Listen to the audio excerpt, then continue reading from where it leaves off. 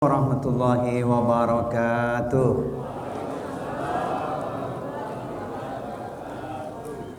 Alhamdulillah wassalatu wassalamu ala Rasulillah, amma ba'du. Qala Allah Ta'ala fil Qur'anil Karim wa huwa asdaqul qailin, ya ayyuhalladzina amanu taqullaha wa kunu ma'as shadiqin. Wahai orang-orang yang beriman, bertakwalah kepada Allah dan bersamalah dengan orang-orang yang benar.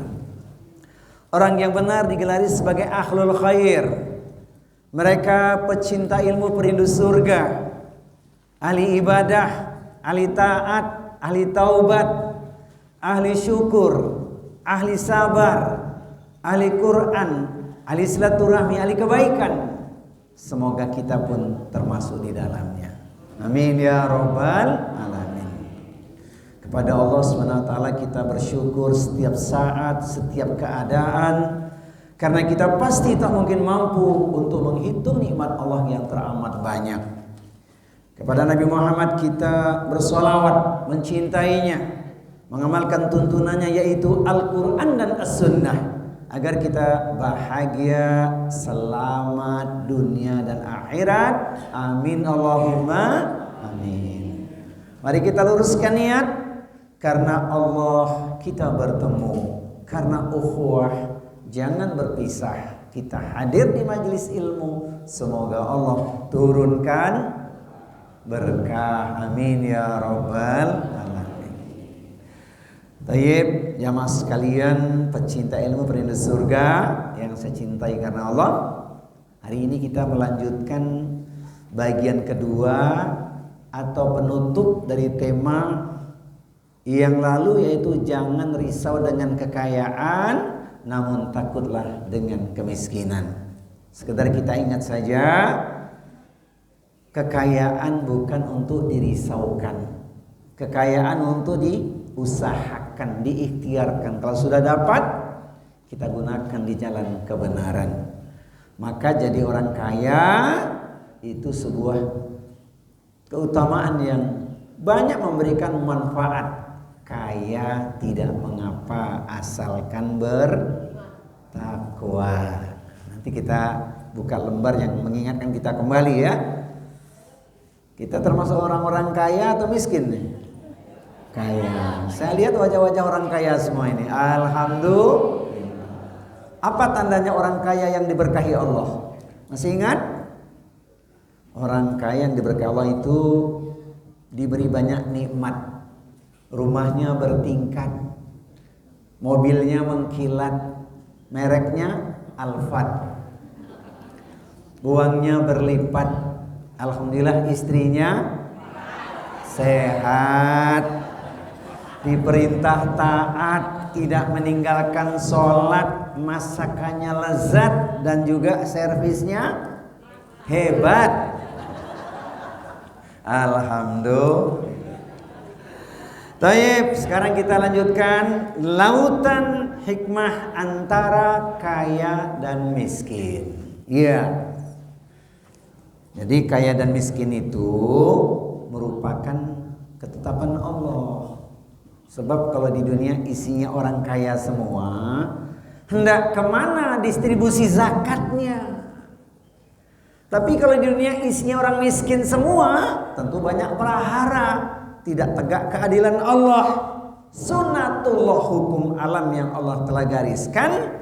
Kaya dan miskin itu tidak masalah. Karena mulianya seseorang bukan karena kaya dan miskin, tapi mulianya seseorang adalah karena memiliki gelar inna akramakum indallahi atqakum. Yang paling mulia di antara kalian adalah yang paling bertakwa.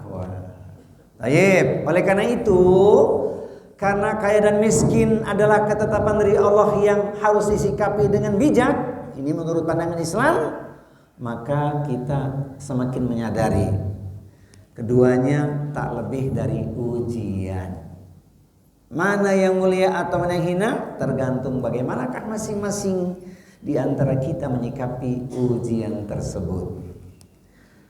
Tapi manusia itu memang lebih banyak berkeluh kesah. Sebagaimana yang digambarkan di Al-Quran pada surat Al-Fajr surat 89 ayat 15 sampai 17. Allah SWT berfirman, adapun manusia apabila Rabbnya mengujinya lalu dimuliakannya dan diberinya kesenangan, yaitu nikmat yang berlimpah itu, maka dia akan berkata, Rabbku telah memuliakanku. Itu kalau dikasih nikmat. Adapun bila Rabbnya mengujinya dengan berbagai hal yang tidak menyenangkan, termasuk diantaranya adalah membatasi rezekinya, maka dia berkata, Rabbku telah menghinaku, Rabbku telah merendahkanku, Rabbku tidak mencintaiku. Begitu tafsirnya. Sekali-kali tidaklah demikian. Jadi kaya dan miskin itu sudah ketentuan Allah Subhanahu wa ta'ala. Tapi menyempurnakan ikhtiar atau usaha itu tetap harus. Bukankah yadul ulya khairun min yadis sufla? Tangan di atas itu lebih baik dibandingkan tangan yang di bawah. Namun kita sudah pelajari kemarin kan, kaya konsekuensinya banyak. Bagaimana menempatkan posisi hartanya setelah dia mendapatkan dengan jalan yang baik. Tapi miskin juga tidak terhina sepanjang dia menjaga kesabarannya. Baik, mari kita renungkan dahulu hadis berikut ini yang sudah kita juga pernah mendengar atau menyimaknya di kajian-kajian yang lain. Yaitu jika 3 nikmat ini terkumpul pada diri kita di pagi hari. Kalau pagi hari ada 3 perkara ini, maka sebenarnya sudah memiliki dunia seolah-olah. Demikian kata Rasulullah sallallahu alaihi wasallam. Man asbaha minkum aminan fi sirbihi mu'afan fi jasadihi indahu qutu yaumihi faka'annama hizat lahud dunya.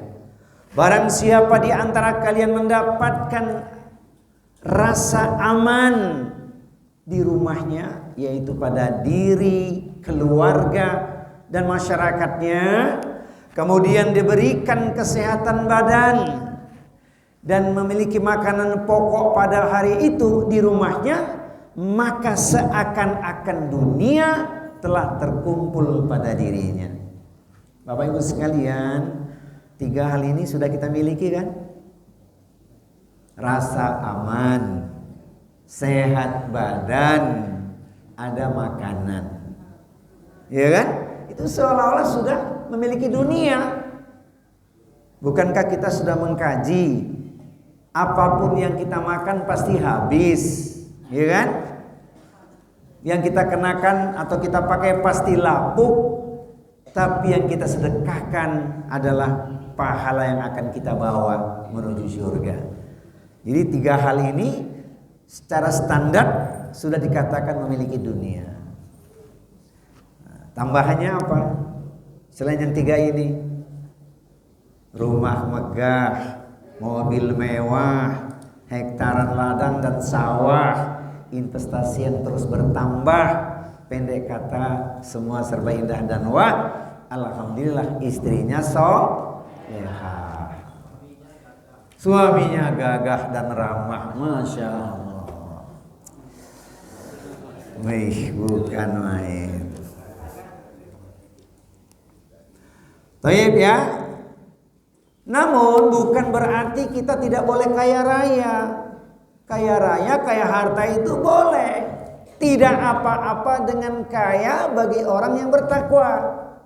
Dan sehat bagi orang yang bertakwa itu lebih baik dari kaya. Dan bahagia itu bagian dari kenikmatan. Apa kesimpulannya?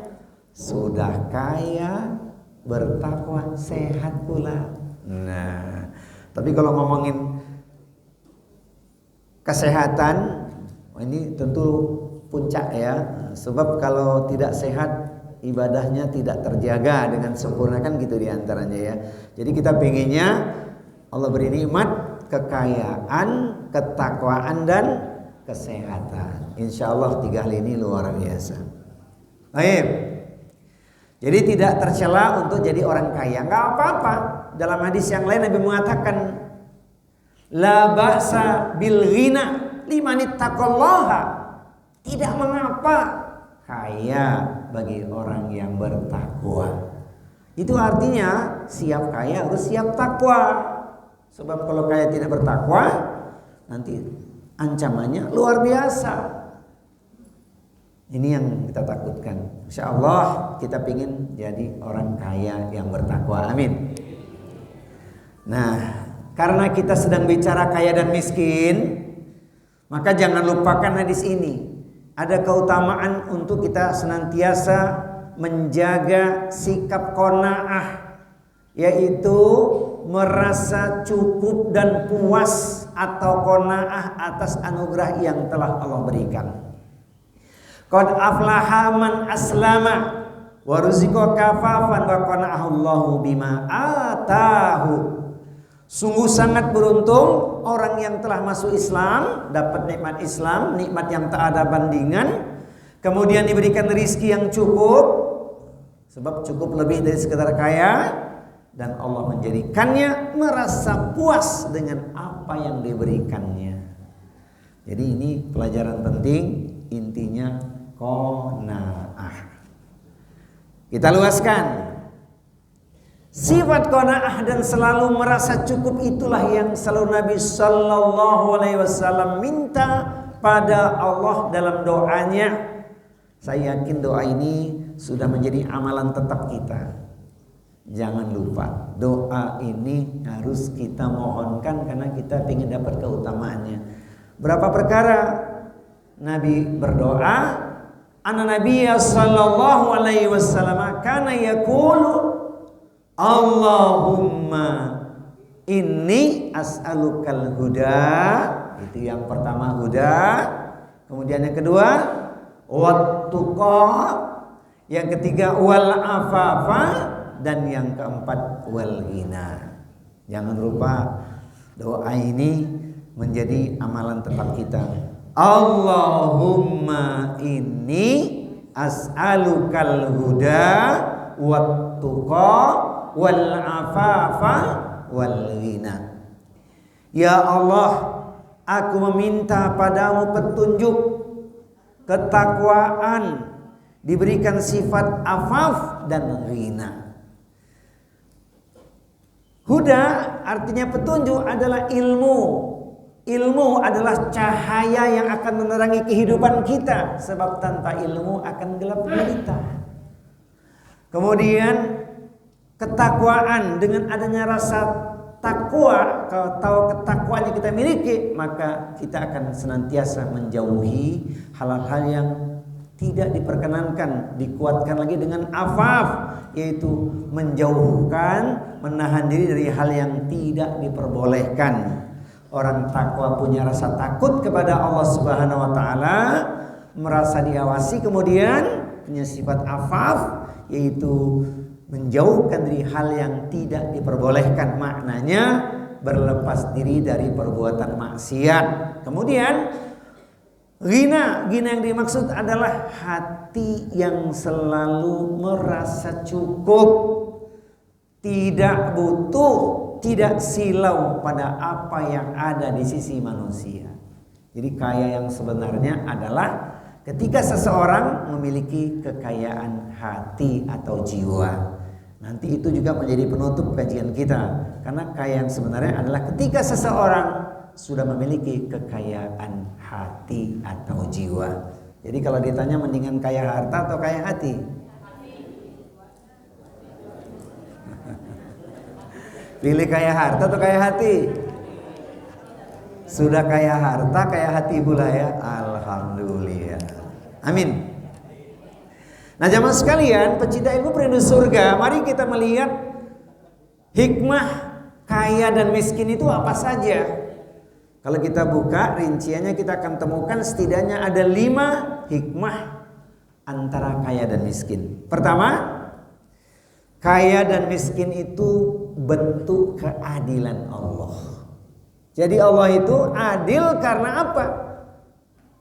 Memberikan ruang, menunjukkan kepada kita memang ada kaya dan miskin. Itu adil Allah. Kalau semuanya sama, maka Allah tidak dikatakan adil.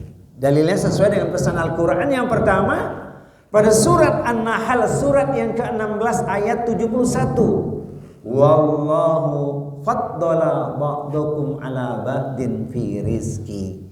Dan Allah melebihkan sebahagian kamu dari sebagian yang lain dalam hal rizki, supaya bisa sinergi, supaya bisa berbagi.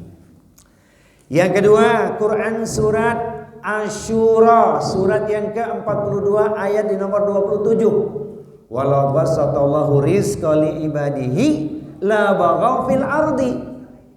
Dan jikalau Allah melapangkan rizki pada hamba-hambanya, tentunya atau tentulah mereka akan melampaui batas di muka bumi. Walakin yunazzilu biqadarin ma yasha'u innahu bi ibadihi khabirum basir. Tetapi Allah menurunkan apa yang dikehendakinya dengan ukuran. Sesungguhnya Dia Maha mengetahui keadaan hamba-hambanya, lagi Maha mengetahui. Jadi Allah adil karena menentukan kaya dan miskin.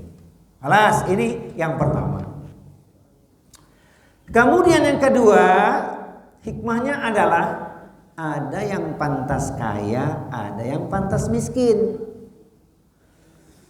Inna rabbaka yabsutu rizqa liman yasha'u wa yaqdir. Innahu kana bi ibadihi khabiran basira. Sesungguhnya Tuhan melapangkan rezeki kepada siapa yang Dia kehendaki dan menyempitkannya. Sesungguhnya Dia Maha mengetahui lagi Maha melihat akan hamba-hambanya. Quran surat Al-Isra surat 17 ayat di nomor 30. Perhatikan di ujung ayat. Ibnu Katsir menjelaskan maksud penggalan ayat di akhir penggalan ayat tersebut. Innahu kana bi ibadihi khabiran basira. Yaitu sesungguhnya Allah Maha mengetahui dan Maha melihat manakah di antara hambanya yang pantas kaya dan pantas miskin. Fakta dalam kehidupan kita saksikan, memang dari dulunya dia sudah kaya. Berapa turunan, Bu? Nah, sering ungkapan itu ya. Emang dari dulunya sudah kaya sejak kakek nenek moyangnya begitu. Tapi juga ada yang kita lihat perjalanan waktu, hijrah ke Jakarta, pengorbanan, doa, ikhtiarnya Allah kabulkan, jadi juga dia orang kaya. Merantau ke Jakarta cuman bawa sama apa? Ijazah, tekad ya. Alhamdulillah tuh, masya Allah, perjalanan waktu bukan sekedar kaya harta saja, tapi memiliki banyak nikmat yang Allah berikan kepadanya. Alhamdulillah kan, sebagian besar di antara kita ini kan orang-orang yang hijrah. Dan benar ayatnya ya, ternyata kalau hijrah itu bikin kaya. Coba ini penting ini, Pak Haji. Quran surat 4 ayat 100. Quran surat 4 An-Nisa ayat 100. Jadi terbukti hijrah itu mendapatkan kekayaan. Karena apa? Bumi Allah ini luas, diberikan rezeki yang banyak. Quran surat An-Nisa surat 4 ayat yang ke-100. Jadi kalau ada orang ragu hijrah itu banyak keutamaannya, lihat ayat ini.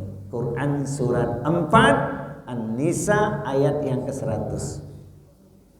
Wa may yuhajir fi sabilillahi yajidil ardi muragaman katsira wa sa'ah. Itu poinnya. Boleh dibaca lengkap. Dan barang siapa berhijrah di jalan Allah, niscaya mereka akan mendapatkan di bumi ini tempat hijrah yang luas dan rezeki yang banyak. Barang siapa keluar dari rumahnya dengan maksud berhijrah karena Allah dan Rasulnya, kemudian kematian menimpanya sebelum sampai ke tempat yang dituju, maka sungguh pahalanya telah ditetapkan di sisi Allah dan Allah Maha Pengampun Maha Penyayang. Nah, jadi yakin ya. Jadi karena asbab hijrah Allah berikan rizki. Bumi Allah ini luas. Baik. Kemudian yang berikutnya, yang ketiga, kaya dan miskin sama-sama ujian. Ada pesan menarik dari seorang Al-Hasan Al-Basri. Ia berkata, Umar bin Al-Khattab radhiyallahu anhu pernah menuliskan surat kepada Abu Musa Al-Asy'ari yang isinya merasa cukuplah, qanaahlah dengan rizki dunia yang telah Allah berikan padamu, karena Ar-Rahman, Allah yang Maha Pengasih, mengaruniakan lebih sebagian hamba dari lainnya dalam hal rizki. Bahkan yang dilapangkan rizki sebenarnya sedang diuji. Yang sedang dilapangkan rizki artinya sedang diuji. Begitu juga yang sebaliknya, yang diberi kelapangan rizki juga sedang diuji. Bagaimanakah ia bisa bersyukur dan bagaimanakah ia bisa menunaikan kewajiban dari rizki yang telah diberikan padanya. Siapa sih yang namanya Abu Musa Al-Asy'ari? Ini seorang sahabat yang dapat doa khusus dari Nabi. Sahabat dari Yaman. Dia hidup di zaman sebelum hijrah Nabi juga. 21 tahun hijrah. Luar biasa sahabatnya satu ini. Kelebihan khusus dia adalah bukan sekedar seorang pemberani, tapi dia memiliki keindahan suara ketika membaca Al-Quran. Ini yang luar biasa. Jadi kalau ada seseorang diberi nikmat suaranya indah, bagus baca Al-Quran, nah, sebenarnya sudah ada dari dulunya. Termasuk sahabat yang satu ini, Abu Musa Al-Asy'ari. Baik, ini ringkasnya. Kemudian yang berikutnya yang keempat. Nah, hati-hati, bukan sekedar ujian, kaya itu bisa menjadi istidraj. Apa istidraj? Istidraj adalah jebakan berupa nikmat yang disegerakan.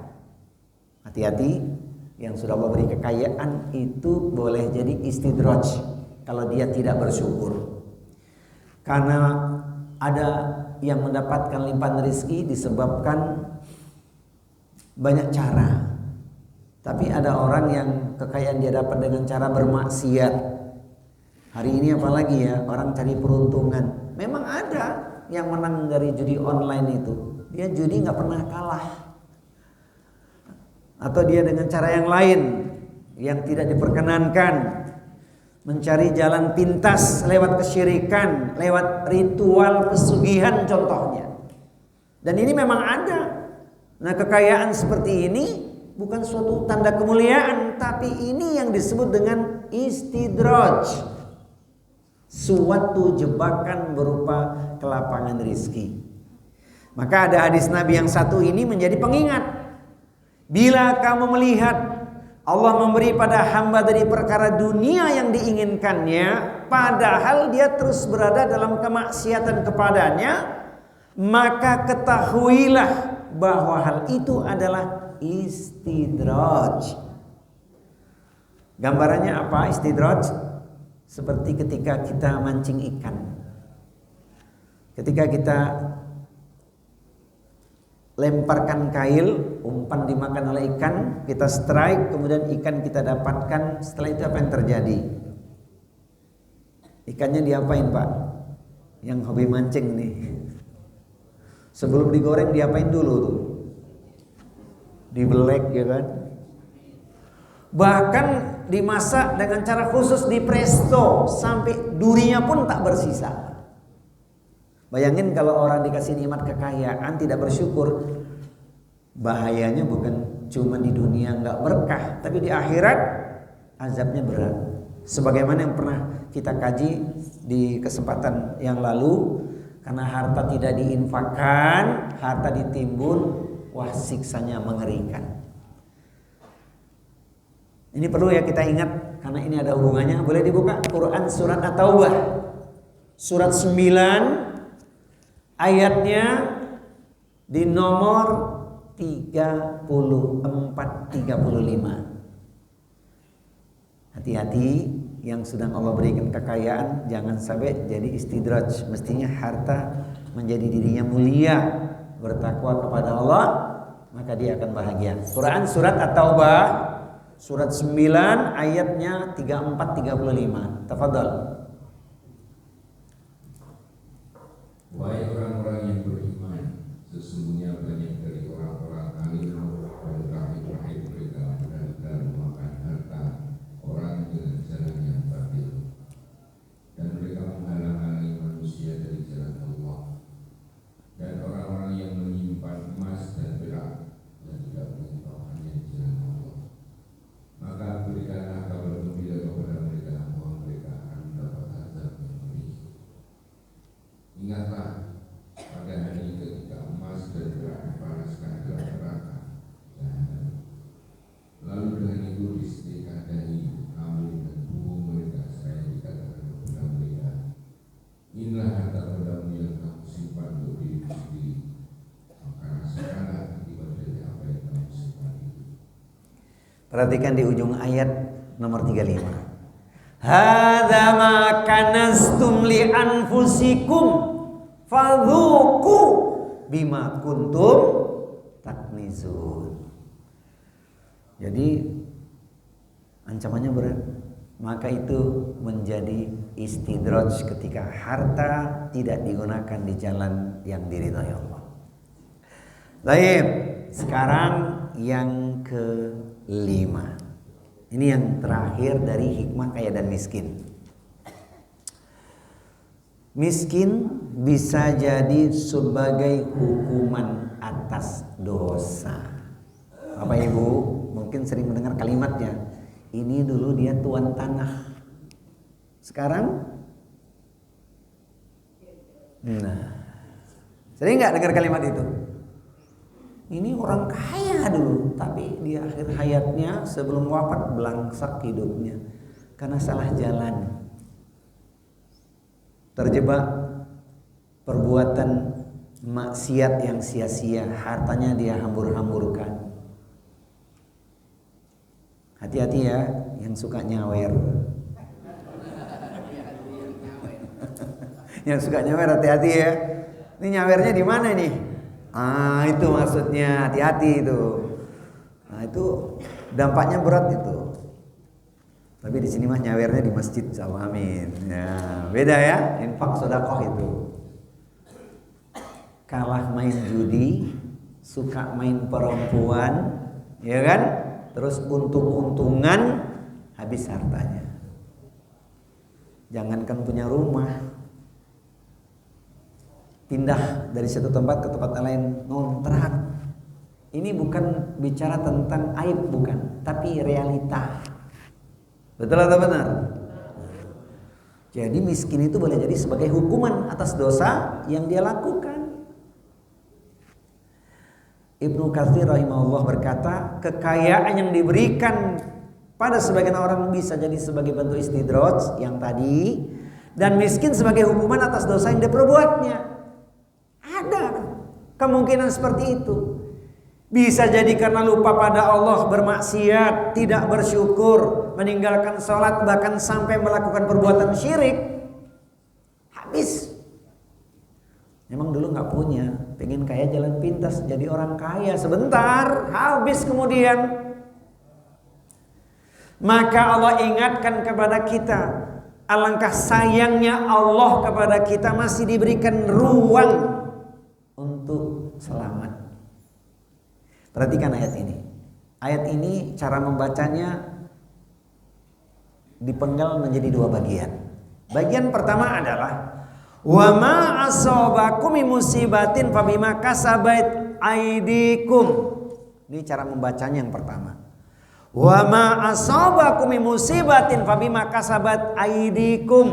Sampai di situ dulu. Artinya, dan apa saja musibah yang menimpa kamu maka adalah disebabkan oleh perbuatan tanganmu sendiri. Betul atau benar? Banyak kan kejadian berujung dengan penyesalan karena ulahnya sendiri. Bukan cuma itu. Musibah yang ditimpakan kemudian dampaknya luas mengenai dirinya, mengenai keluarganya, bahkan boleh jadi mengenai negerinya. Peristiwa musibah itu bukan sekedar karena faktor alam saja, tapi karena perbuatan manusia.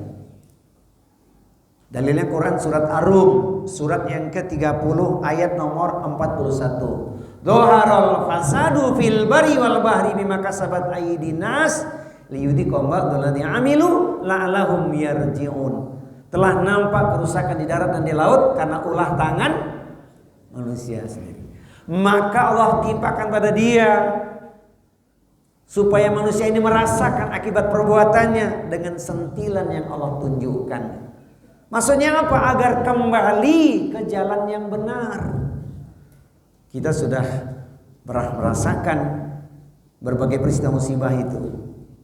Ada air melambung tinggi, orang menyebutnya tsunami.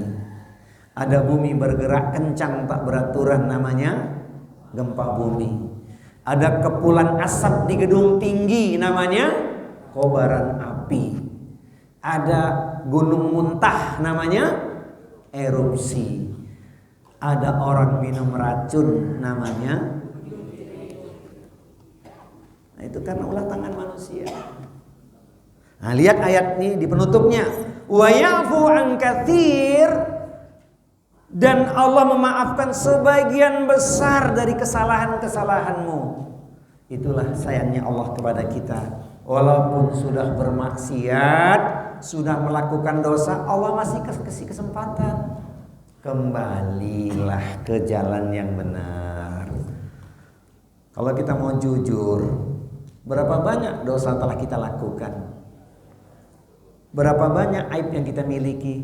Karena Allah sayang kepada kita, aib kita ditutupi Allah. Jadi kalau sampai hari ini nggak tobat-tobat juga, kata Bang Haji, terlalu. Ya enggak? Hidup di dunia sangatlah singkat. Jangan sampai kita terlambat. Sekarang waktunya untuk bertaubat. Jangan tunggu hingga sekarat. Memang tahu kiamat kapan? Sebelum kiamat sekarat dulu. Ya, hidup di dunia sangatlah singkat. Jangan sampai kita terlambat. Sekarang waktunya untuk bertaubat. Jangan tunggu hingga. Nah, sudah hafal? Hafal ya? Taib. Nah, inilah ngomongin hikmah kaya dan miskin. Kalau jadi orang kaya kelihatannya lebih mudah dibandingkan jadi orang miskin. Betul? Bener gak sih? Saya tanya dulu sama Bapak Ibu, pilih kaya atau pilih miskin? Iya. Jadi pasti jadi orang kaya lebih mudah dibandingkan jadi orang miskin. Tapi lihat keutamaannya, betapa luar biasanya mencintai orang miskin itu. Jadi hikmahnya kaya dan miskin itu ada. Yuk kita lihat. Ada 8 hikmah yang bisa kita kaji apa yang dimiliki keutamaan mencintai orang miskin. Baik. Pertama, mencintai orang miskin termasuk kebaikan yang mulia dan utama. Mencintai orang miskin adalah dakwah besar yang insya Allah dapat menyelamatkan akidah atau keimanan saudaranya. Betapa banyak seorang yang diuji dengan kemiskinan, tanggal akidahnya, lepas imannya. Betul yang dikatakan hadis yang diriwayatkan oleh Abu Naim, kadal fakru ayakuna kufron. Hampir-hampir karena kemiskinan seseorang menjadi kufur. Jadi dakwah besar hari ini setelah mendakwahkan tauhid adalah mengentaskan kemiskinan. Berapa banyak saudara kita yang jadi korban karena kemiskinan? Betul nggak? Orang kalau miskin mudah tergoda. Tergoda oleh apa? Oleh dunia ini yang isinya macam-macam. Untuk mendapatkan kebutuhan dia menghalalkan segala cara karena miskin. Maka kalau kita bisa memberikan pertolongan mengentaskan kemiskinan dengan cara kita semampu kita, kita sudah melakukan dakwah yang besar. Saya jadi ingat salah satu hadis Nabi untuk kita mempraktekkan ya Bapak Ibu sekalian. Ada 4 amalan ahli surga. Ternyata nggak lepas dari kaitan dengan menolong orang miskin. Dengan cara apa? Memberi makan. Nabi mengatakan, afsus salam, sebar luaskan salam. Yang kedua, wa'atimut ta'am, beri orang makan. Yang ketiga, wasilul arham, sambung silaturahmi. Yang keempat, wassallu bilaili wan nasu niyamun tadkhulunal jannah bisalamin. Salat malamlah engkau ketika orang-orang tidur lelap, engkau akan masuk surga dengan selamat. Tadi yang pertama, sebar luaskan salam, karena salam itu doa kesejahteraan. Yang kedua, memberi makan. Kira-kira program pemerintah yang baru ini terwujud nggak ya? Yang dikasih makan gratis siapa? Insya Allah ya. Kita doakan kebaikan ya. Itu salah satu cara itu. Karena orang kalau kurang makan, kurang gizi, ya sudah tidak sejahtera. Hadis Nabi ini luar biasa. Memberi makan itu kan banyak cara. Kalau pertama kita kasih bentuk makanan, kedua kasih kailnya agar dia bisa kailnya dikasih, dia bisa dapat banyak makan, bisa bersinergi dengan yang lain kan gitu. Nah, ini luar biasa nih hadis Nabi ini. Ayo kita ringkas. Yang kedua, mencintai orang miskin dan dekat dengan mereka akan memudahkan hisab seorang muslim pada hari kiamat nanti. Hadis ini saya yakin prakteknya mudah atau ringan.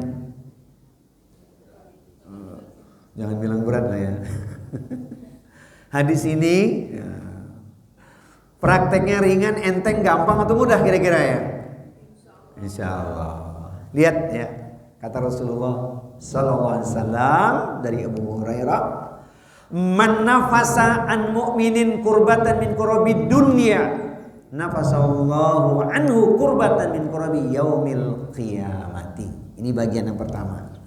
Barang siapa menghilangkan satu kesusahan dunia dari seorang mukmin, Allah akan menghilangkan darinya satu kesusahan di hari kiamat.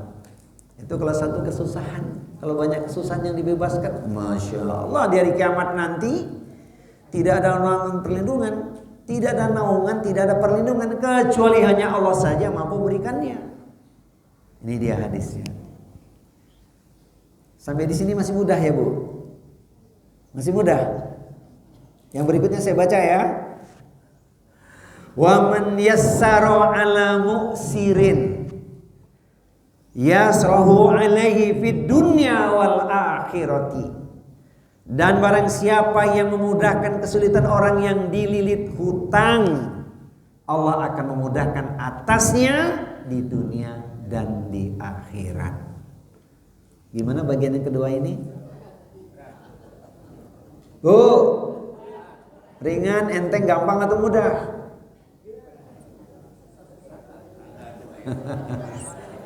Nah, ini ujian loh. Ada orang terlilit hutang dengan kita. Ini terlilit ya, bukan karena dia nggak mau bayar. Kalau nggak mau bayar tuh lain lagi ceritanya. Apa yang mesti kita lakukan? Ya nggak?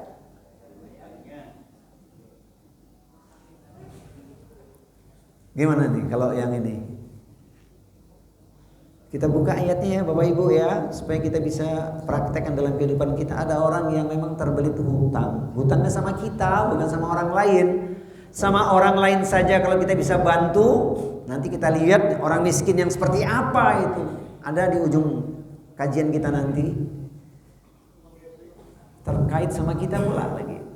Ambil ayatnya, Quran surat 2 Al-Baqarah ayatnya 280. Quran surat Al-Baqarah surat 2 ayat di nomor 280. Wa in kana dzu usratin fanadiratun ila maisarah. Wa anta sadaqu khairul lakum in kuntum ta'lamun. Paman boleh dibaca. Artinya surat 2 ayat 280. Ayo silakan. Surat 2 280. Apa kata Allah? Dan jika orang berutang itu dalam kesulitan, maka berilah tengah waktu sampai dia memperoleh kelapangan. Dan jika kamu menyedekahkan, itu lebih baik bagimu jika kamu mengetahui. Gimana Bapak Ibu kira-kira prakteknya? Jangan bilang berat. Kan kita diuji Allah dengan kemudahan. Orang itu dalam kesulitan. Ingat dulu kita lahir ke dunia tidak bawa apa-apa. Allah beri kemudahan, Allah beri rizki. Kapan lagi kita menolong saudara kita? Ini orang yang kesulitan. Iya kan? Beri dia tenggang waktu. Sampai kapan? Sampai kapan Pak? Sampai dia berkelapangan. Tapi hidupnya masih susah, makin berat kita lihat. Sudahlah. Lakukan sesuatu. 2, pertama, sebagian kita sedekahkan sesuai dengan keinginan kita. Kata sebagian itu tidak harus 50-50. Bisa aja 75-25. Misal kita kasih pinjaman pada seseorang 1 juta, udah kamu balikin 100.000 aja atau 200.000. Boleh. Dia nggak mampu mau bilang apa kita. Padahal ketika kita mudahkan urusan dia, nih lihat, Allah akan memudahkan urusannya di dunia akhirat. Allah sudah kasih, cuman kita lupa. Yang kelihatan orang ngutang saja. Betul nggak? Kalau ngelihat dia pengen diterkam, dia susah hidupnya. Tapi beda ya kalau ada seseorang nggak mau bayar. Ada nggak yang orang punya utang nggak mau bayar? Nah kalau itu diapain tuh? Ditagih, didoakan dan katakan, hei wahai engkau yang masih punya hutang, lihat ancamannya berat. Sekalipun seseorang mati syahid, dia tidak akan masuk surga kalau dia masih punya hutang. Bayangin tuh, direndam dulu di neraka berapa lama sesuai dengan kadar dosanya. Itu mati syahid. Bagaimana kalau mati sangit? Saya dengar kalimat itu juga itu. Apa mati sangit? Nah, ngeri kan? Orang yang punya kemampuan tapi dia tidak mau membayar hutang, bahkan dia lari dari kenyataan. Wah, bahaya. Kenapa dia nggak mau bayar? Dia baca juga ayat tadi itu. Dia baca ayat tadi itu. Oh ini orangnya ikhlas ini mah. Akhirnya apa? Gampang sama dia. Nah, memudahkan. Ini bahaya. Berat.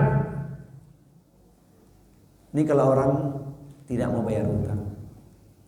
Makanya kita mohon pada Allah semoga kita dibebaskan dari jebakan atau jeritan hutang. Semoga kita semua tidak punya hutang. Amin ya robbal alamin. Punya tabungan? Punya tabungan? Alhamdulillah. Masih punya hutang? Siap bayar hutang? Iya. Itu ada doanya nanti di penghujung. Masya Allah. Di penghujung nanti ada doa yang luar biasa agar kita bisa memberi manfaat untuk orang lain. Baik. Ini kita ringkas ya. Jadi itu kaidahnya tuh Al-Baqarah 280. Tapi ini untuk yang memberi pinjaman, bukan untuk yang utang. Nanti ada orang utang datang pada kita, Pak, memang Bapak nggak baca ayat Al-Baqarah 280? Bu, nggak baca. Salah menggunakan ayat. Itu untuk yang memberikan pinjaman. Ya, kita doakan orang yang masih punya hutang segera bisa melunasi hutangnya, amin. Ya, sebab berat, mengerikan urusan hutang itu.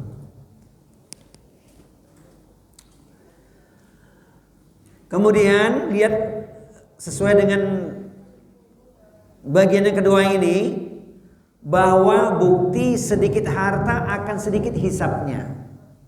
Kata Rasulullah dalam hadis Ahmad ini, "Ithnatani yakrahuhuma ibnu Adama al-mautu wal mautu khairun lil mu'mini minal fitnati." Sampai di sini dulu. Dua hal yang tidak disukai oleh manusia. Pertama adalah kematian. Padahal kematian itu baik bagi muslim tatkala fitnah melanda. Ada satu keadaan tertentu fitnahnya luar biasa, ujiannya dahsyat, ternyata kematian lebih baik. Fitnah itu kan macam-macam ya yang terjadi hari ini, ujian yang bertubi-tubi. Kata Rasul, lebih utama dia mendapat kematian. Bukankah pernah kita pelajari sakit yang diderita oleh seorang mukmin, derita yang panjang itu menjadi penghapus dosa, ya. Nah, kemudian yang kedua ini, wa yakrahu qilatal mali wa qilatul mali aqulu lil hisabi. Yang kedua adalah, dan yang tidak disukai pula adalah sedikit harta. Padahal sedikit harta akan menyebabkan manusia mudah dihisab pada hari kiamat. Jadi jangan risau kita. Kan yang penting apa Bapak Ibu? Allah berikan kecukupan. Cukup lebih dari sekedar kaya. Ini dia, ini hadisnya nih. Jadi mudah nanti hisabnya. Yang ketiga, berkat kita dekat dengan orang miskin berarti semakin dekat dengan Allah pada hari kiamat. Nah, ini ada pelajaran yang luar biasa di hadis ini. Perhatikan Bapak Ibu, ketika Nabi berdoa dengan doa ini. Ingat, ini yang berdoa Nabi. Saya terangkan ya. Dalam hadis Anas bin Malik, Rasulullah SAW bersabda, qala Allahumma ahyini miskinan wa amitni miskinan wahsyurni fi zumratil masakini yaumal qiyamati. Apa artinya? Ya Allah, hidupkanlah aku dalam keadaan miskin, matikanlah aku dalam keadaan miskin, dan kumpulkanlah aku bersama dengan orang-orang miskin pada hari kiamat. Sebelum saya luaskan, Bapak Ibu kira-kira siap nggak dengan doa ini?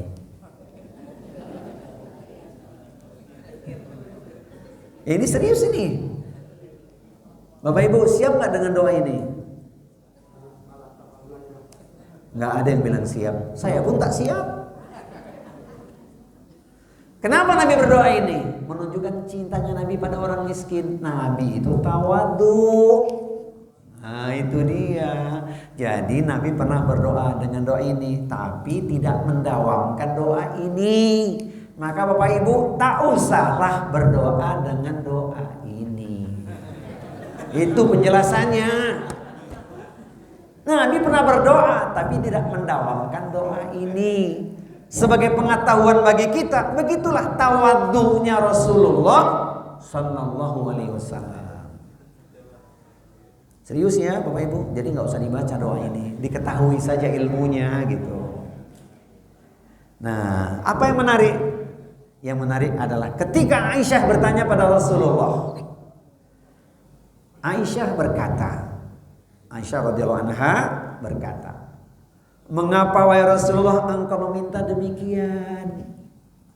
Nabi kemudian menjawab, orang-orang miskin itu masuk ke surga 40 tahun sebelum orang-orang kaya. Wahai Aisyah, janganlah engkau menolak orang miskin walau dengan sebelah atau sebutir kurma. Wahai Aisyah, cintailah orang miskin dan dekatlah dengan mereka, karena Allah akan dekat denganmu pada hari kiamat. Itulah jawaban Rasulullah Sallallahu Alaihi Wasallam. Jadi kita harus tahu juga betapa Nabi itu sangat tawadhu, luar biasa. Ketika Nabi Sakaratul Maut, paling berat Nabi itu karena menanggung sakit yang luar biasa. Tapi yang diingat Nabi apa? Ucapannya apa? Umatku, umatku, umatku. Apa yang diingatkan? As-shalah, as-shalah, as-shalah. Iya kan? Baik, kita lanjut. Ini hadisnya sahih riwayat Tirmidzi. Syekh Albani mengatakan bahwa hadis ini sahih. Lihatlah bagaimana sampai Rasulullah SAW mendorong Aisyah untuk mencintai dan dekat dengan orang miskin. Karena keutamaannya seorang akan semakin dekat dengan Allah pada hari kiamat.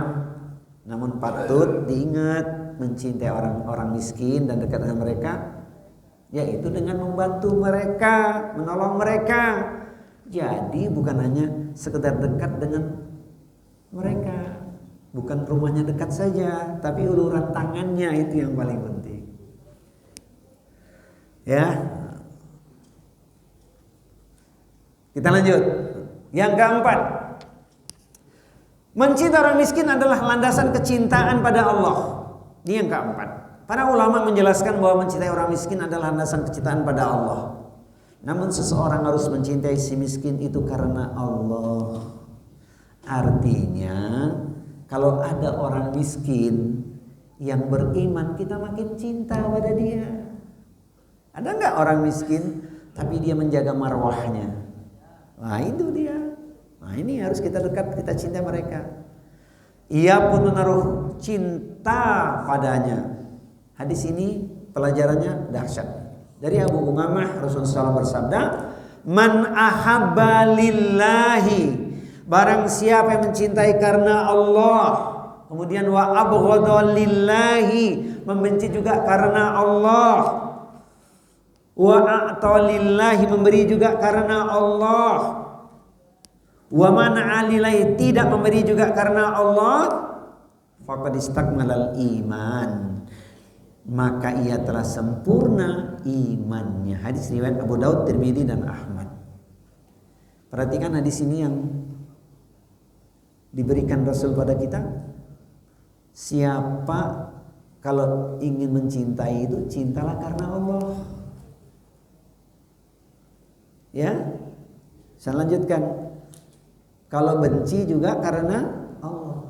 Maksudnya paham nggak? Benci karena Allah. Ada orang masih bermaksiat,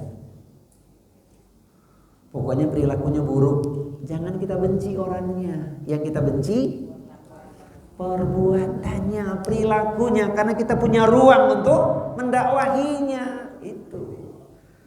Jadi kalau sudah lihat orangnya udah malas, benci, nggak ada kebaikan nanti, maka kita jangan benci orangnya, doakan agar dia kembali ke jalan yang benar. Nah, mencintai karena Allah. Kemudian berikutnya apa? Wa atalillah, memberi juga karena Allah. Jangan memberi seseorang karena ada tujuan, alias ada udang di balik. Ada udang di balik terigu katanya. Hati-hati, karena Allah sudah. Tapi Ustadz, alhamdulillah Ustadz, saya kasih dia pisang goreng, besok datang saya kasih itu dia pisang goreng, besoknya dia kasih ayam panggang. Alhamdulillah ya. Tapi bukan maksudnya pamrih, bukan. Karena Allah saja. In ahsantum ahsantum li anfusikum. Kalau kau berbuat baik, maka kebaikan kembali untuk dirimu. Kemudian wa mana alillah nih, tidak memberi juga karena Allah. Sudah tahu fulan bin fulan itu penjudi, kita kasih pula pinjaman sama dia, kita kasih dia, habis makin rusak dia. Jadi tidak memberi juga karena Allah. Ini yang outsider keluarga ya, di luar keluarga. Di dalam keluarga tidak memberi juga karena Allah. Anak baru SMP dikasih pula sepeda motor. Sayang nggak kita? Nggak sayang. Itu maknanya. Tidak memberi juga karena Allah, karena ada tujuan yang baik. Begitu. Nah, harus sesuai dengan porsinya. Kadang-kadang kita sedih ya, para peminta-peminta itu. Ada cara kita memberinya itu. Tapi jangan langsung kita kompres dia. memberi nasihat setelah kita memberi? Boleh. Itu kan hari ini ya kita banyak saksikan. Nabi mengatakan apa? Beri makan. Jadi kalau ibu bapak sedang makan gitu ya, sedang makan di warung, di mana aja ada peminta-minta, saran saya jangan kasih uang, bungkusin nasi, kasih dia. Ngamalkan hadis Nabi tadi, wa an'imu ta'am. Kita tidak salah, bahkan indah. Ustaz, kalau nasi uang kan cuma goceng. Kalau nasi bungkus kan 15.000. Tak apa-apa, berkah itu. 15.000 kalau warteg ya. Kalau nasi padang, nah, tak apa-apa, gitu. Maka telah sempurna imannya. Yang kelima, mencintai orang miskin termasuk dalam wasiat Rasulullah Sallallahu Alaihi Wasallam kepada seorang sahabat yang namanya Abu Dzar Al-Ghifari. Nasihat Nabi itu pada beliau ada 7. Kita sampaikan 1 sesuai dengan tema ini saja. Ausoni khalili bisab'in. Kekasihku Rasulullah Sallallahu Alaihi Wasallam berwasiat kepadaku dengan 7 hal. Ini 6 lainnya ada di tema lain tersendiri, tapi 1 saja sesuai dengan yang kita maksudkan adalah bihubbil masakini wa an adnuwa minhum, supaya aku mencintai orang-orang miskin dan dekat dengan mereka. Jadi ini wasiat Rasulullah kepada sahabat Abu Dzar Al-Ghifari. Siapa Abu Dzar Al-Ghifari? Seorang yang datang dari kampung Ghifar. Dia sangat pemberani, meneriakkan ucapan keras di depan orang-orang kafir. Aku Muslim. Kemudian beliau dikerubuti, dipukuli orang-orang kafir Quraisy. Dia teriakkan di depan Ka'bah itu. Kemudian ditolong oleh paman Nabi untuk mengatakan, saya akan katakan aku Muslim. Dakwah Nabi kan waktu itu masih sembunyi-sembunyi. Nah ini dia mencintai orang miskin, termasuk dalam wasiat Rasulullah SAW. Yang keenam, memperjuangkan kehidupan orang miskin termasuk jihad di jalan Allah. Nah, tadi nomor yang pertama masih ingat dakwah besar. Yang keenam ini adalah memperjuangkan kehidupan orang miskin termasuk jihad di jalan Allah. Hadisnya dari Abu Hurairah, Nabi SAW bersabda, orang-orang yang membiayai kehidupan para janda dan orang-orang miskin bagaikan orang yang berjihad fisabilillah. Perawi ini mengira beliau bersabda, dan bagaikan orang yang sholat tanpa merasa bosan, serta bagaikan orang yang berpuasa terus menerus. Hadis riwayat Muslim. Bu, ini janda yang bagaimana maksudnya?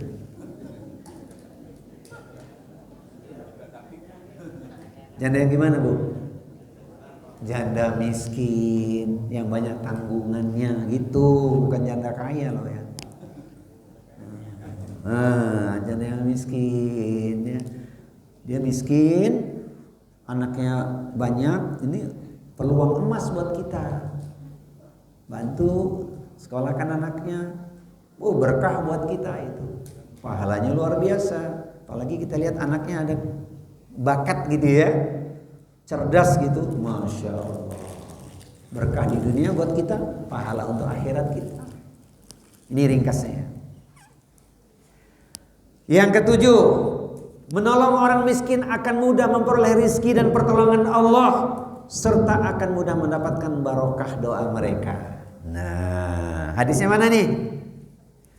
Hal tunsuruna wa turzakuna illa bidu'afaikum. Kalian hanyalah mendapat pertolongan dan rizki dengan sebab adanya orang-orang lemah dari kalangan kalian. Dulu ada seorang sahabat namanya Sa'ad bin Abi Waqqas. Sahabat ini kaya raya, sempat sedikit somse. Somse apa, Bu? Sombong sedikit atau sombong sekali? Sombong sedikit. Somse itu 2 ya, sombong sedikit atau sombong sekali. Sempat sedikit sombong. Jadi dia walaupun seorang dermawan sempat keluar kalimat itu, menganggap dia banyak punya kelebihan. Karena apa? Karena dia nggak ngerti ada hadis ini. Maka Nabi mengingatkan, tahu nggak kamu, ngerti nggak sih, kamu itu kaya, kamu diberi rizki, ditolong oleh Allah karena ada orang-orang lemah di sekitarmu yang engkau santuni, gitu maksudnya. Jadi kita diberi pertolongan, diberi rizki oleh Allah karena ini, karena orang-orang miskin itu. Doa mereka makbul. Itulah kaidahnya. Doa buat mereka Allahu alam kapan Allah menjawabnya, tapi doa buat kita dari orang miskin yang kita tolong itu berkah, doanya mustajabah. Ini dia. Ini sahabat ini sempat ditegur oleh Nabi. Kemudian dia, oh wow. Memang sahabat yang satu ini pernah bertanya pada Nabi, ya Rasulullah, bagaimana kalau hartaku sebagian aku sedekahkan di jalan Allah? Nabi mengatakan, tak usah kebanyakan. Kamu punya keluarga. Jadi berapa? 1/3 pun sudah banyak. Jadi kalau kita diberi anugerah oleh Allah kekayaan, Bapak Ibu, jangan lupa ada ilmu wasiat namanya 1/3 harta kita yang kita bawa untuk jalan kita ke surga itu. Sebab berapapun harta kita tinggalkan untuk anak keturunan kita, mohon maaf, tidak ada kata cukup buat mereka. Betul atau benar? Berapapun kita tinggalkan buat mereka, pasti mereka ingin mengembangkan. Kalau anak-anak kita soleh-solihah, tenang nyaman kita di alam kubur. Tetap dia bersedekah atas nama kita. Itu kalau anak-anak kita soleh-solehah. Ada jaminan enggak? Maka kalau kita sudah berikan kewajiban kita kepada keluarga kita, anak keturunan kita, alhamdulillah anak semua sudah dapat pendidikan yang cukup sesuai kemampuan dia. Sudah pula dikasih rumah satu-satu. Harta kita buat apa lagi? Buat jalan kita ke surga. Maka kita wakafkan, kita sedekahkan. Jumlahnya berapa? Ada ilmu wasiat 1/3. Sebab harta ini kan ujian. Ingat itu. Bahagiakan dirimu, senangkan dirimu dengan hartamu. Bahagiakan dirimu, senangkan dirimu dengan hartamu. Maksudnya apa? Jangan lupa tiket kita pakai dulu. Setelah anak-anak kita, keluarga kita sudah kita berikan untuk mereka. Buat kita apa?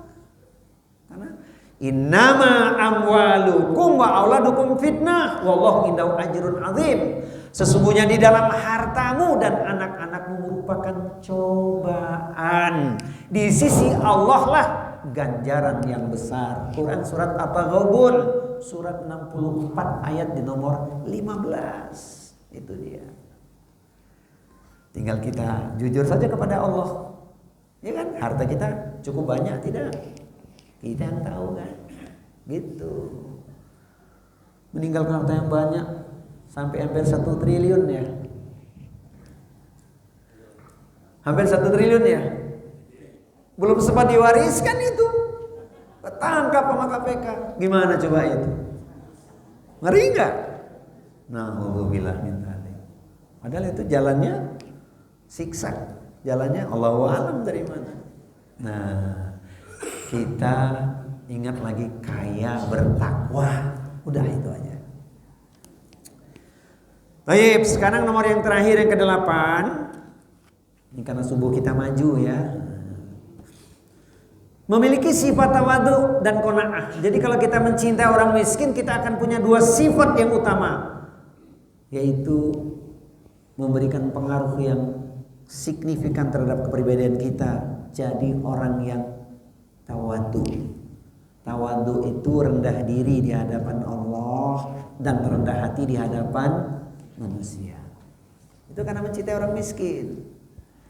Kemudian yang kedua, selalu merasa cukup, qanaah. Betapa tidak, karena Allah sudah berikan pada dia nikmat yang banyak. Jadi kalau kita sedang mengalami hal yang tidak menyenangkan, sekarang ini kondisi bisnis kok menurun ya, misal begitu ya, udah banyak dikurang-kurangi, nggak seperti dulu lagi ya. Ingat hadis ini, unduru ilaman asfala minkum walatanduru ilaman huwa fawqakum fahuwa ajdaru alla tasdaru ni'matallahi Pandanglah orang yang berada di bawahmu dalam masalah harta dan dunia, dan janganlah engkau pandang orang yang berada di atasmu dalam masalah ini. Dengan demikian, hal itu akan membuatmu tidak meremehkan nikmat Allah padamu. Jadi kalau kita lihat ke bawah, Pak, bagaimana kita ingin kufur? Bersyukur kita, kenapa? Allah sudah beri banyak kepada kita. Jadi tidak benar ya kalau ada syair aku termiskin di, nggak benar ya. Tapi jangan bilang pula aku terkaya di dunia, jangan pula, itu sombong ya. Alhamdulillah Allah cukupkan untuk kehidupan kita. Amin ya Rabbal. Ini lembar-lembar penutup sebagai pelajaran buat kita. Apa yang dimaksud fakir dan miskin? Karena kadang-kadang kita menyamaratakan saja kaya dan miskin, kemudian menyamaratakan fakir dan miskin. Tidak ya. Yang dimaksud fakir dan miskin adalah pertama, fakir yaitu orang yang tidak punya harta dan tidak punya pekerjaan untuk kebutuhan pokoknya. Jadi fakir benar dia. Apa sebabnya? Allahu a'lam. Perjalanan hidup seseorang kan kita tidak pernah tahu. Intinya kita melihat dia dalam keadaan fakir, tidak punya pekerjaan, tidak punya harta. Itu skala prioritas. Yang kedua miskin, yaitu orang yang punya penghasilan namun belum bisa untuk memenuhi kebutuhan hidupnya. Dia punya pekerjaan, punya penghasilan tapi tak cukup untuk hidup dia. Apa pelajarannya buat kita Bapak Ibu sekalian? Ketika kita memberikan zakat, memberikan sedekah, infak itu tidak harus sama.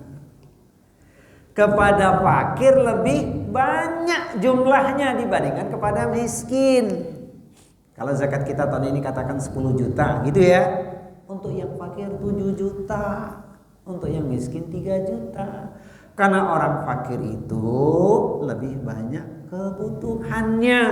Rentang waktunya panjang dibandingkan orang miskin. Itu maksudnya. Maka panitia ambil zakat itu ketika dia lihat keadaan fakir dan miskin, dia tidak akan bagi sama jumlahnya.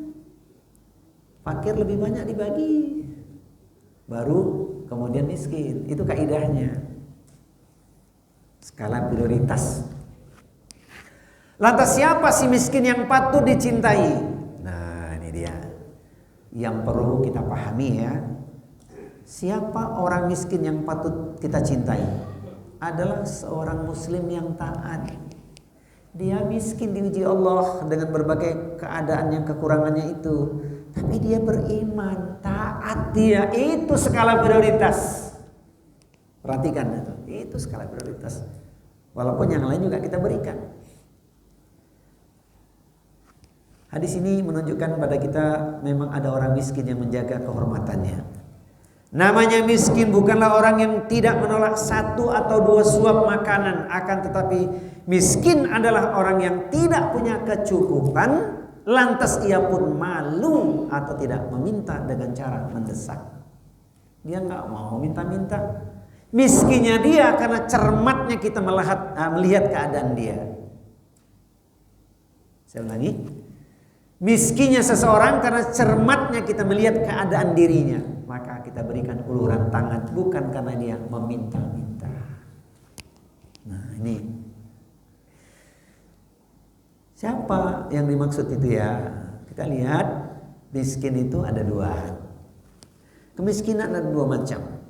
Yaitu pertama kemiskinan material dan kedua kemiskinan spiritual.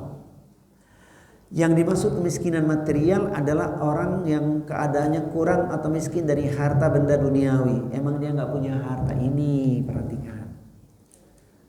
Jadi ada orang miskin yang dimaksud kita ini adalah pertama adalah karena miskin material. Emang dia nggak punya. Tapi ada lagi yang dimaksud miskin yang berikutnya, miskin spiritual. Adalah miskin jiwa atau miskin hati. Yang repot sudah miskin harta, miskin hati atau miskin iman. Nah itu yang bahaya itu. Saya pernah menyampaikan intermezzo ya waktu itu ya. Ada 4 kondisi. 1, orang yang kantongnya tebal, imannya tebal. Masih ingat gak? Orang pertama kantongnya tebal, imannya tebal. Yang kedua, orang yang kantongnya tipis, imannya tebal. Kantongnya tipis, imannya tebal. Yang ketiga, orang yang kantongnya tebal, imannya tipis. Yang keempat, orang yang kantongnya tipis, imannya tipis. Pilih mana kita? Kantong tebal, iman tebal, itu. Untuk memudahkan aja. Ini sudah miskin. Harta miskin ini mana tuh? Kantong tipis, iman tipis, mudah tergoda. Saya lihat di sini mah kantong tebal, iman tebal semua ini. Alhamdulillah. Nah, hadisnya ini Bapak Ibu perhatikan ya. Laisal ghina an kathratil aradi walakinal ghina nafsi. Artinya kaya itu bukanlah lantaran banyak harta saja, tetapi kaya itu adalah kaya jiwa, kaya hati, lebih kuatnya kaya imannya. Itu dia. Kemudian hati-hati ya, perlu kita pahami hadis ini. Ternyata ancamannya berat. Bagi orang yang suka meminta-minta, ini dia. Apalagi dia bukan orang miskin ya. Memang dia orang mampu sebenarnya, atau memang hobinya suka minta-minta. Ancamannya berat nih, perhatikan. Dari sahabat Abdullah bin Umar radhiyallahu anhuma, ia berkata, Rasulullah sallallahu alaihi wasallam bersabda, ma yazalu rajulu yas'alun nasa hatta ya'tiya yaumal qiyamati laisa fi wajhi muz'atu lahmin. Seseorang yang senantiasa meminta-minta kepada orang lain sehingga ia akan datang pada hari kiamat dalam keadaan tidak ada sekarat daging pun di wajahnya. Ngeri atau ngeri banget. Nah, bayangin tuh, berat nanti hadir di hari kiamat dengan tengkorak saja, tanpa ada sekerat daging pun di wajahnya. Hadisnya Bukhari Muslim, mutawatir. Maka jangan suka minta, memberi lebih utama. Ya, iya. Ini bagi orang suka minta-minta nih, apalagi, mohon maaf, tidak sebut siapa dia, minta-minta untuk memperkaya diri, minta-mintanya modus, bahkan mengkoordinir. Bahaya itu. Kadang-kadang kita ingin memberi sedekah itu mikir-mikir juga ya. Ini benar nggak digunakan dengan jalan yang benar ini? Ternyata disalahgunakan. Sedang viral kan itu kan? Jadi kalau kita ingin bersedekah, lihat-lihat. Kalau nggak yakin jangan.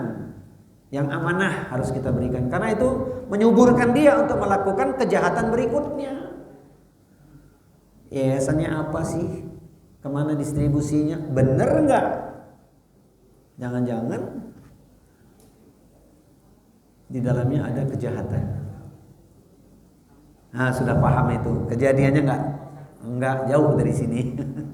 Di Tangerang juga ya. Rame ya itu sedang dibicarakan orang. Masuk TV One pula itu.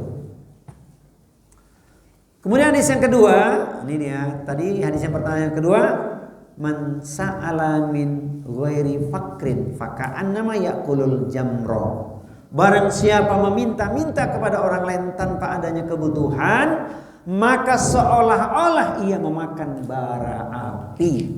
Na'udzubillah min dzalik.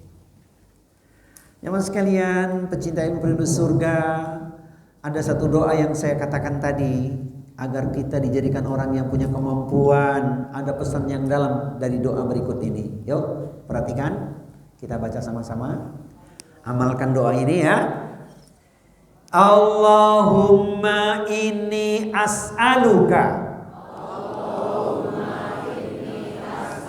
fi'lal khairati wa tarkal munkarati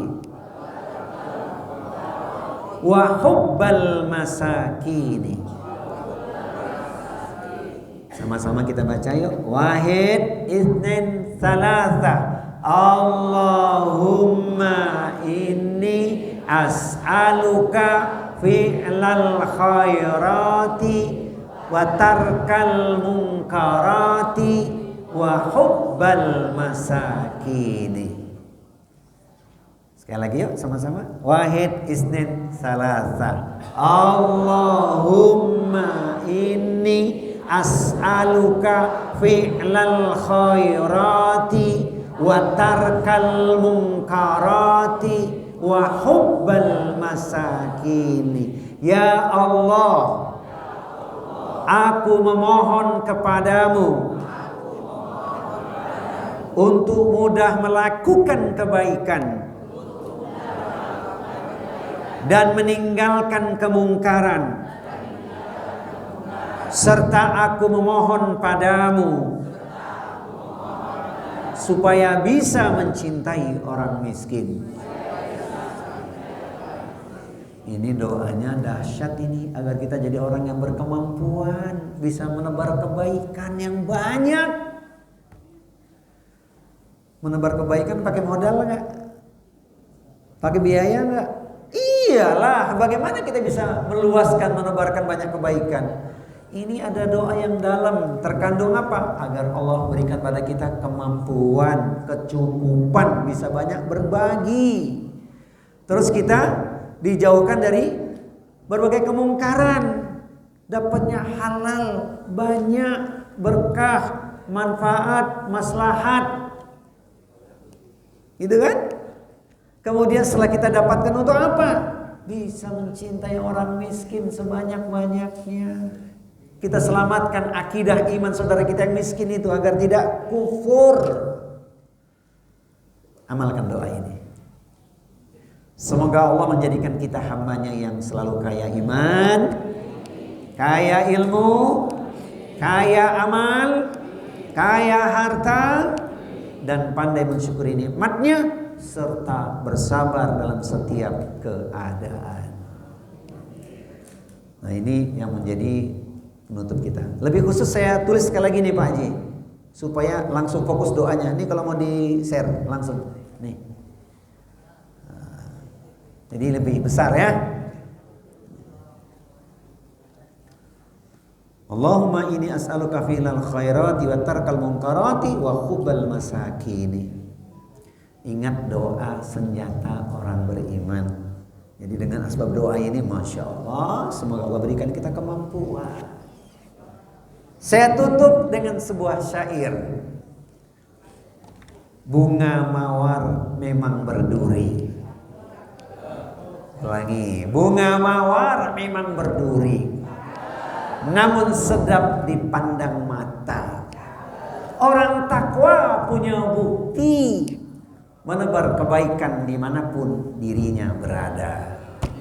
Nah, jadi kita ingin bisa menebar banyak kebaikan, insya Allah.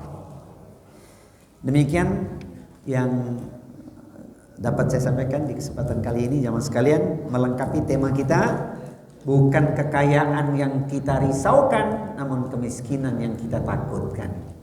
Allahu a'lam bishawab.